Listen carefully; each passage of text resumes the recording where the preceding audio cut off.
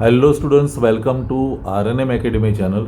Students, अभी regular में हमारा सब्जेक्ट फ्लूइड मैकेनिक्स चल रहा है और चैप्टर का नाम है डायनेमिक्स ऑफ फ्लो। और इस चैप्टर में एक बहुत ही इम्पोर्टेंट क्वेश्चन की आज हम बात करने वाले हैं। इम्पोर्टेंट क्वेश्चन फ्रीक्वेंटली एग्जामिनेशन में पूछा जाता है और वो क्वेश्चन है derive the equation of Bernoulli's. हमें बर्नौलीज इक्वेशन डिराइव करना है। बर्नौलीज इक्वेशन डिराइव करने से पहले उसके क्या क्या एजम्पशंस है वो हमें जानने हैं। तो ये सभी बातें आज की वीडियो में हम डिस्कशन करने वाले हैं। और बर्नौलीज इक्वेशन डिराइव करने के लिए हमें प्री रिक्विजिट में यूलर्स इक्वेशन डिराइव करना पड़ेगा। फिर उसका इंटीग्रेशन जब करेंगे तो हमें बर्नौलीज इक्वेशन मिलने वाला है। तो आज के टॉपिक में ये हम थ्योरी डिस्कस करने वाले हैं। और स्टूडेंट्स, मेरे वीडियोस आपको पसंद आते हैं तो मेरी चैनल को लाइक शेयर सब्सक्राइब जरूर कर दीजिए। चलिए स्टार्ट करते हैं आज का topic, derivation of Bernoulli's equation. तो स्टूडेंट्स, यहाँ यूलर्स इक्वेशन डिराइव करने के लिए हम एक स्ट्रीमलाइन फ्लो कंसीडर करते हैं। मैं ड्रॉ करके दिखाता हूँ। मान लो कि ये हमारा स्ट्रीमलाइन फ्लो है, ऐसे it is in this direction, इस डायरेक्शन में फ्लो है। मान लो कि ये flow is from X to Y direction. अभी एक्स टू वाई डायरेक्शन में जो फ्लो है उसमें मैं एक सिलिंड्रिकल एलिमेंट कंसीडर करता हूं। Suppose this is a cylindrical element, ऐसा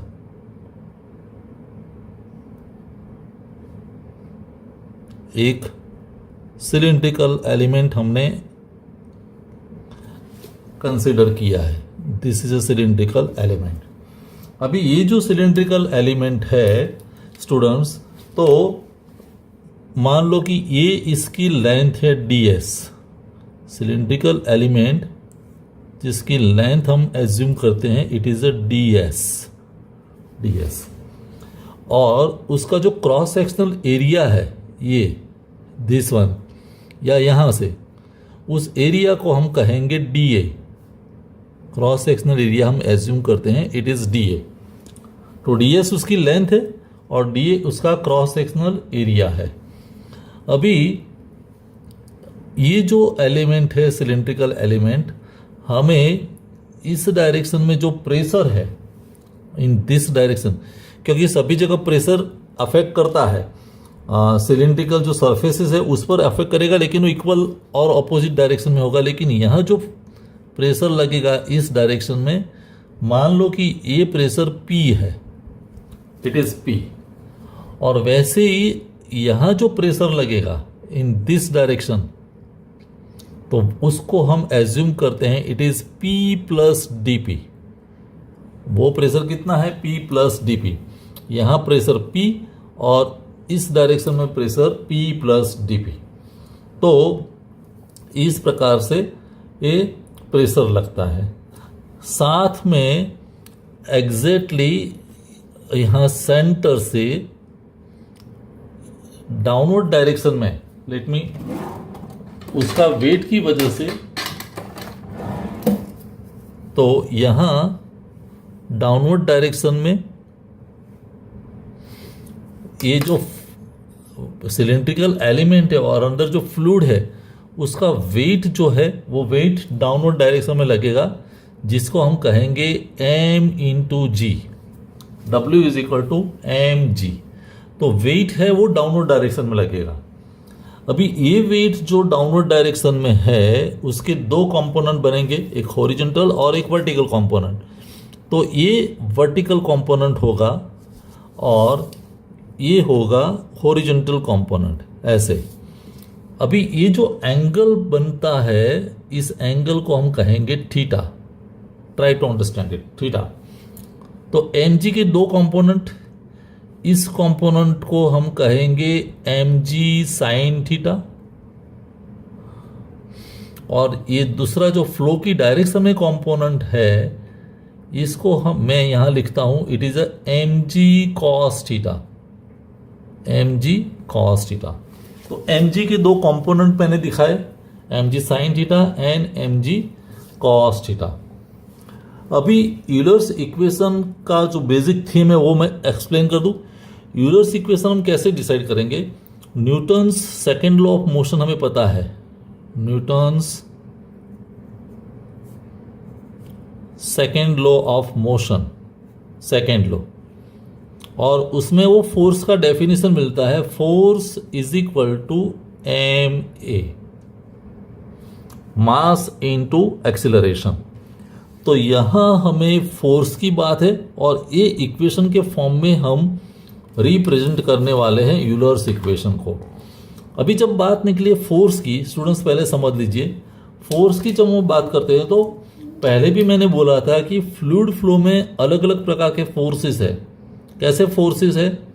एक तो है ग्रेविटेशनल फोर्स Fg, साइड में मैं लिखता हूं। दूसरा फोर्स है प्रेशर फोर्स, फिर है विस्कस फोर्स, फिर Ft, और एक है कंप्रेसिबल फोर्स Fc।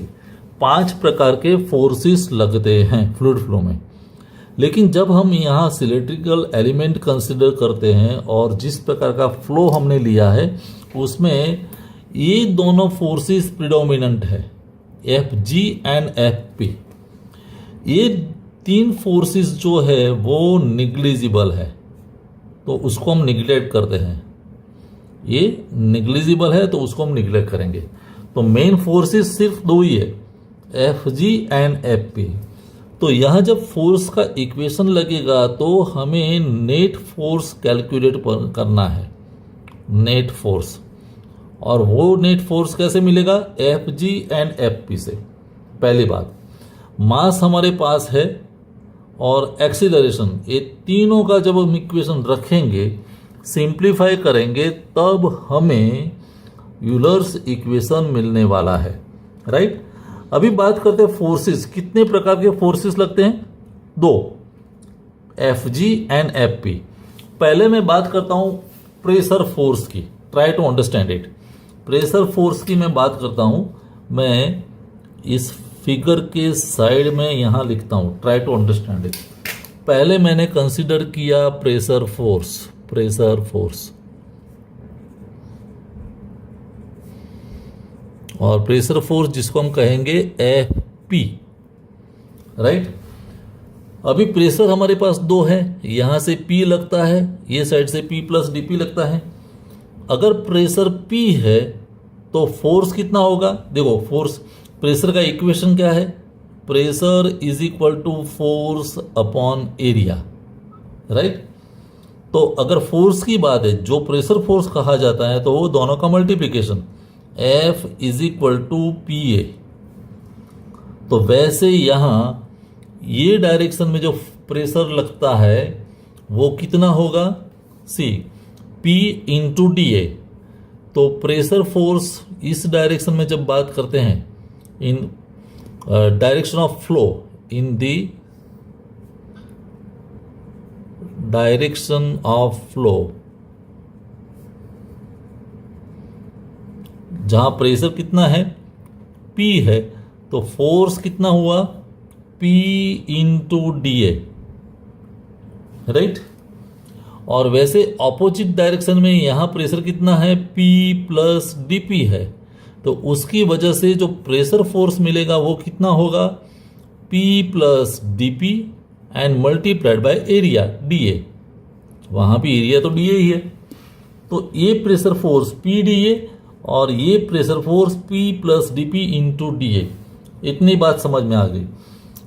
तो net means effective pressure force कितना होगा? Fp is equal to this minus this, तो हम कहेंगे it is PDA minus P plus DP into DA। Pressure force net इतना होगा Fp। तो Fp प्रेशर फोर्स कितना मिलेगा? जब मैं ब्रैकेट ओपन करता हूं तो PDA माइनस ये भी PDA minus DP into DA, DP into DA। अभी PDA कैंसल, तो बचा क्या? Minus DP into DA। ये हमारे लिए प्रेशर फोर्स आया, मीन्स ये Fp है, इक्वेशन नंबर 1। जैसे मैंने Fp कैलकुलेट किया, वैसे मुझे अभी डिसाइड करना है Fg। तो Fg मुझे मिलेगा, वो कैसे मिलता है देखिए, पहले मुझे मास डिसाइड करना पड़ेगा, मास ऑफ द फ्लूइड। तो mass is equal to M, right. अभी मास एम मीन्स अंदर जो फ्लूइड है उसका मास कितना होगा, तो हम एज्यूम करते हैं कि ये जो अंदर फ्लूइड है उसकी डेंसिटी है रो। कितनी डेंसिटी है, रो। और रो डेंसिटी है तो मास कैसे मिलेगा, उसकी density rho multiplied by volume, multiplied by volume. अभी rho means KG per metre cube, volume means metre cube, metre cube metre cube cancel तो केजी, केजी मीन्स मास मिलेगा। अभी रो तो ठीक है, लेकिन वॉल्यूम कैसे फाइंड करेंगे सिलिंड्रिकल एलिमेंट का, volume means D A into D s. तो जो डी एस है उसकी लेंथ है इंटू डी ए, ये दोनों का multiplication D S into D A, वो हमें मिलेगा वॉल्यूम।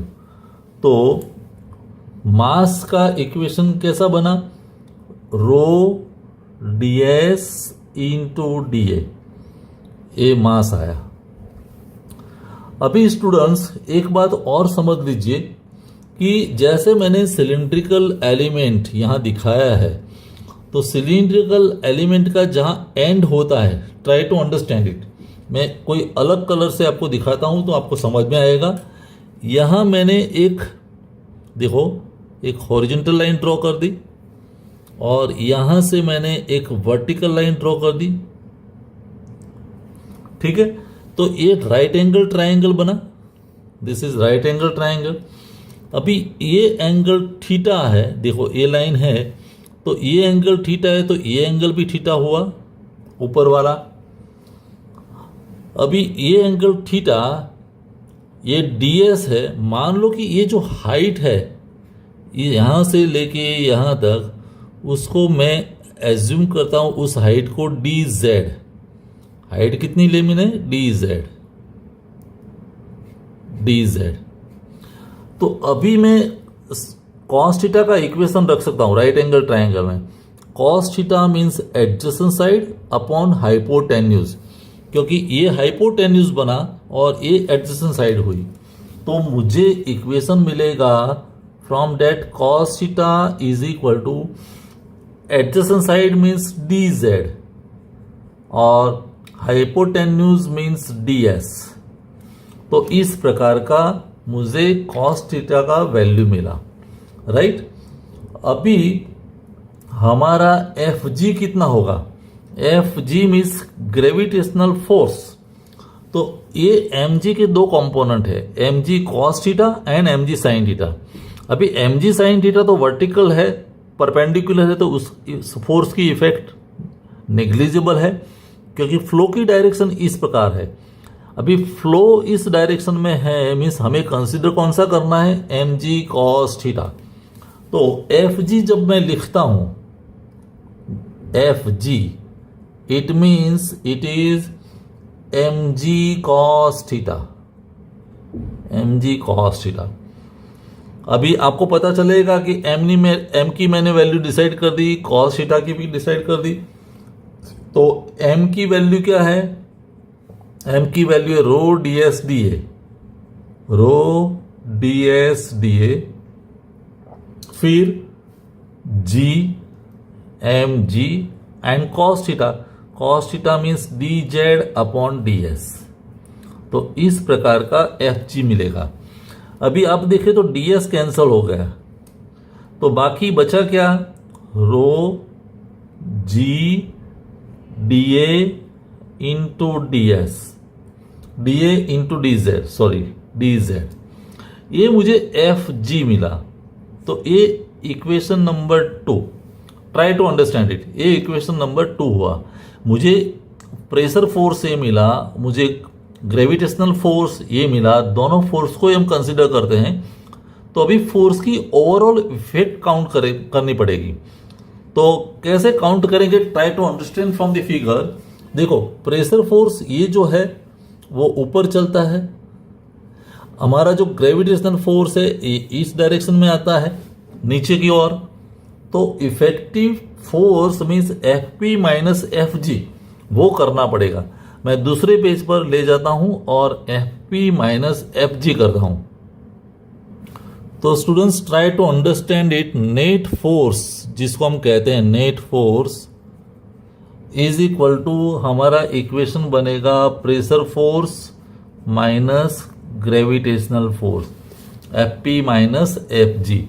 अभी प्रेशर फोर्स कितना है, तो प्रेशर फोर्स हमने कैलकुलेट किया है minus D P into D A, और ग्रेविटेशनल फोर्स कितना है, rho G means minus rho G D A into D Z, D A into D Z. ये जो स्टूडेंट्स इक्वेशन मिला उसको मैं नंबर 3 कहता हूं। ये हमारा नेट फोर्स है जो यहां काम आएगा एफ के लिए। अभी बात आती है एक्सीलरेशन की, क्योंकि एम तो हमारे पास है, रहा सवाल ए। तो एक्सीलरेशन जिसको कहते हैं, acceleration a is equal to DV by D t.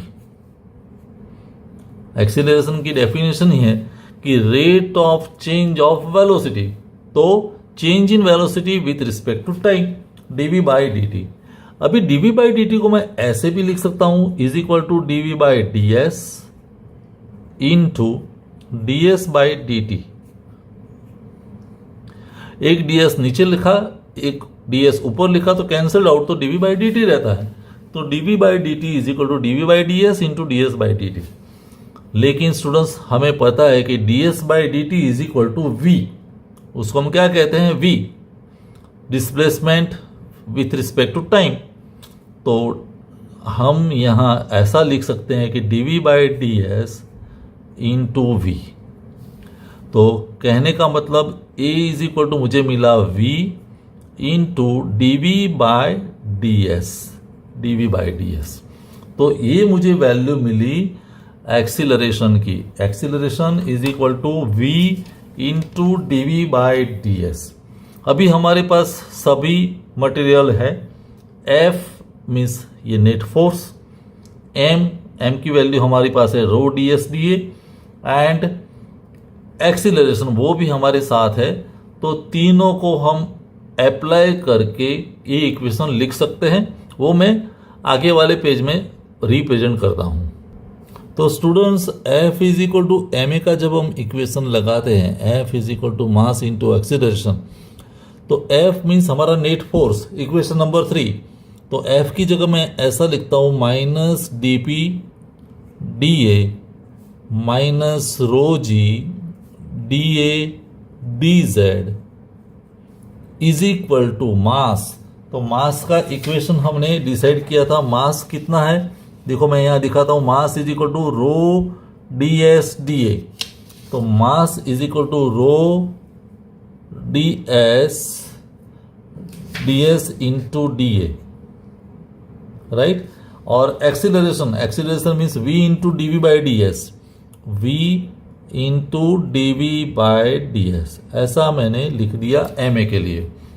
अभी आप यहां देखें तो डी एस कैंसल, तो यहां बचा क्या, तो मैं I rewrite the equation, minus D P D A minus rho G D A D Z is equal to, यहां जो बचा है वो रो डी ए फिर V D V into D V, ऐसा बचा रो वी डी ए।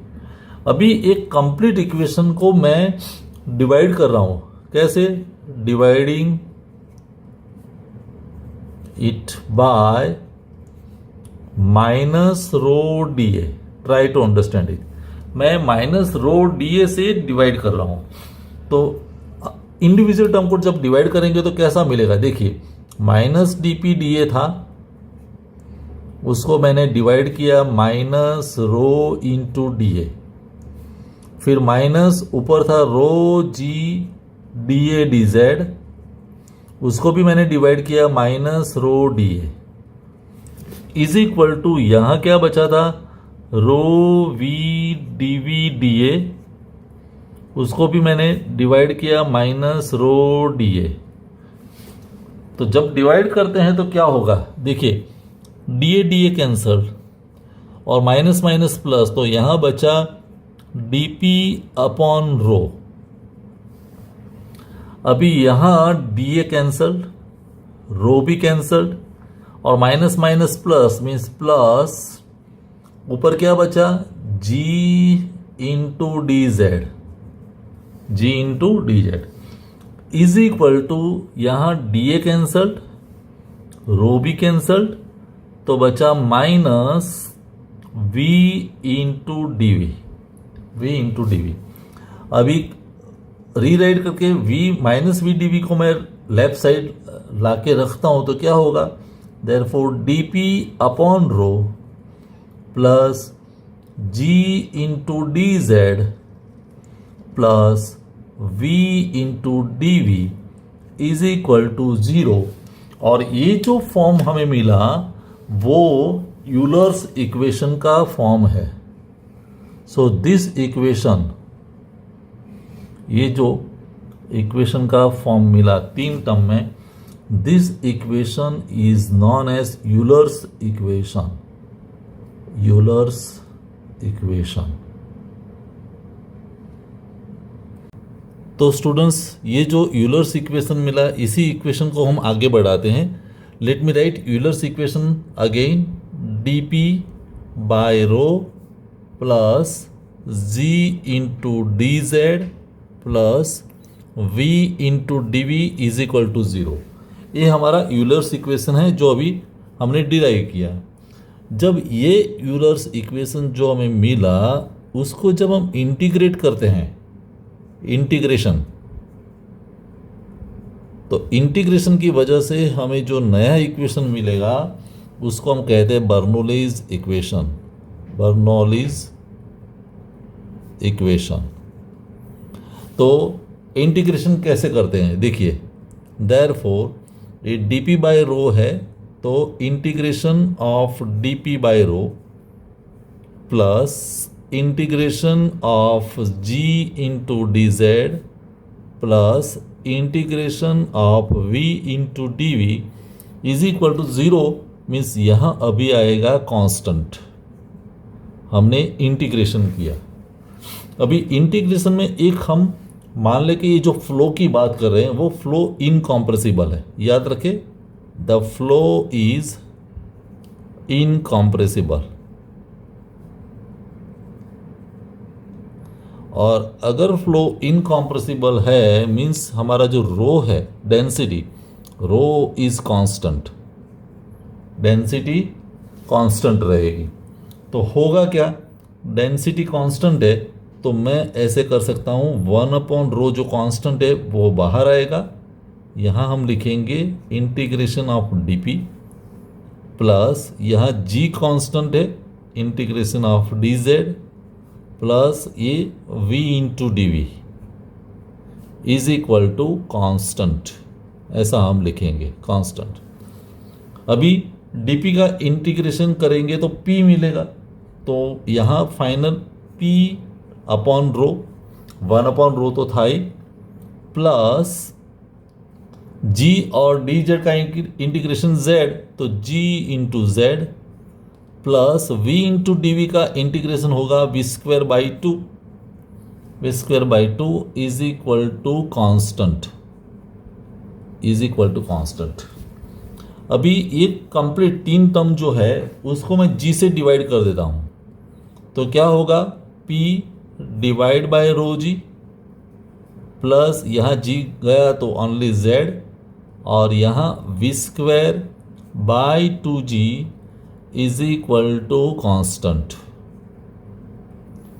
तो ये जो इक्वेशन मिला मैं थोड़े सही फॉर्म में लिख देता हूँ, तो is equal to p upon rho G plus V square by 2g plus z is equal to constant.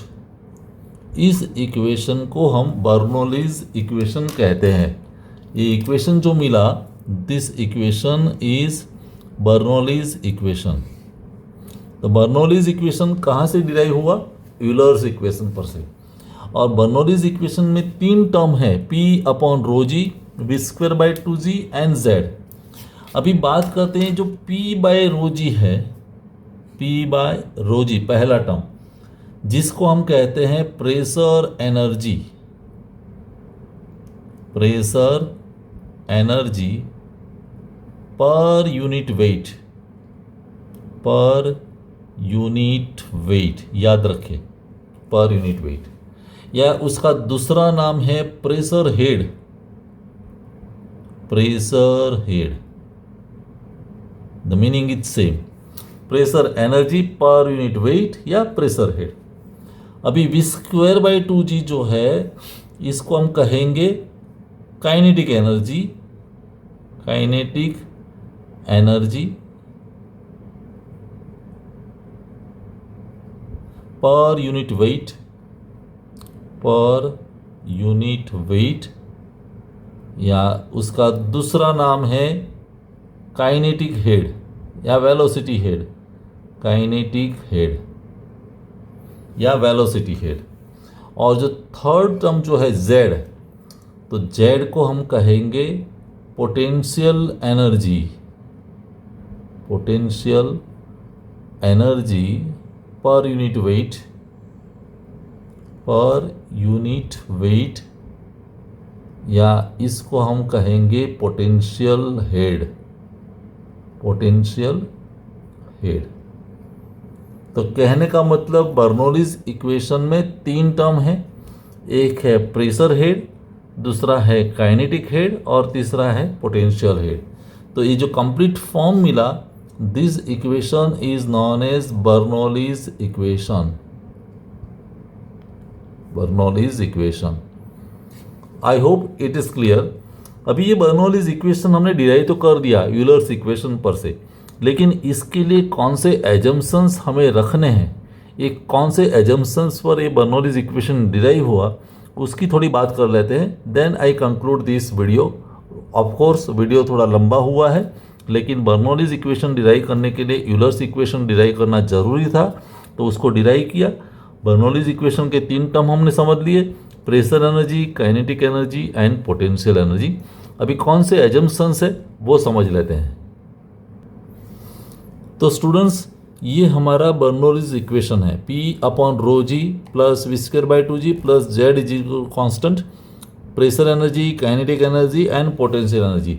अभी ये इक्वेशन डिराइव करने के लिए हमने कौन से एजम्पशंस लिए हैं, सो बात करते हैं एजम्पशंस। आपको ये याद रखना है, एग्जामिनेशन में कई बार एक क्वेश्चन होता है, which are the assumptions to be taken to derive Bernoulli's equation.